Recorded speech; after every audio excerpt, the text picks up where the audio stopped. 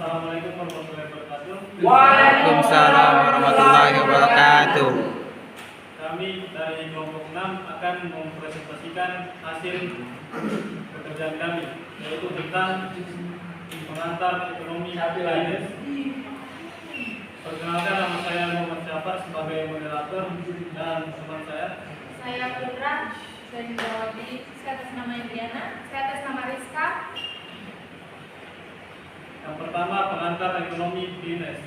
Ekonomi Keynes adalah teori ekonomi yang dikembangkan oleh John Maynard Keynes, seorang ekonom Inggris yang berpengaruh pada abad ke-20. Teori ini menawarkan pandangan alternatif terhadap ekonomi klasik dengan penekanan pada peran pemerintah dalam menstabilkan ekonomi. Saya akan melanjutkan materi dari teman saya, kritik Keynes terhadap ekonomi klasik. Pertama, asumsi penuh lapangan kerja. Ekonomi klasik mengasumsikan bahwa perekonomian selalu berada pada kondisi full employment yang tidak sesuai dengan realita. Dua, peranan pemerintah agregat. Keynes menekankan pentingnya pemerintah agregat dalam menentukan output dan tingkat penggunaan tenaga kerja. Tiga, intervensi pemerintah. Keynes mendukung intervensi pemerintah untuk menstabilitas ekonomi melalui kebijakan fiskal dan moneter.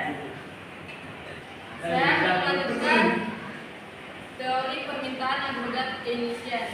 Konsumsi. Pada konsumsi, Keynes berpendapat bahwa konsumsi rumah tangga merupakan komponen utama permintaan agregat. Investasi. Investasi perusahaan juga memainkan peran di dalam menentukan permintaan agregat. Pengeluaran pemerintah. Keynes mendukung peran pemerintah dalam meningkatkan pengeluaran untuk mendorong permintaan agregat. Selanjutnya, efek multiplier dan kebijakan fiskal. Efek multiplier merupakan konsep ekonomi di mana teori Keynes yang menggambarkan bagaimana perubahan dan pengeluaran pemerintah atau investasi swasta dapat memiliki efek yang lebih besar. Selanjutnya, efek multiplier dan kebijakan fiskal. Efek multiplier merupakan konsep ekonomi dari teori Keynes yang menggambarkan bagaimana perubahan dalam pengeluaran pemerintah atau investasi swasta. Konsep ini berhubungan erat dengan kebijakan fiskal Keynes, di mana upaya pemerintah untuk memengaruhi aktivitas ekonomi melalui peraturan dan belanja publik. Contohnya, ketika pemerintah meningkatkan jalan raya baru ini menciptakan pendapatan untuk para kontraktor dan pekerja, kemudian menghabiskan uang mereka yang pada gilirannya meningkatkan pendapatan penjualan di sektor lain. Dengan demikian, dalam teori Keynes, kebijakan fiskal yang menggunakan efek multiplier itu meningkatkan pengeluaran pemerintah dianggap sebagai cara untuk merangsang pertumbuhan ekonomi dan mengatasi kebijakan fiskal itu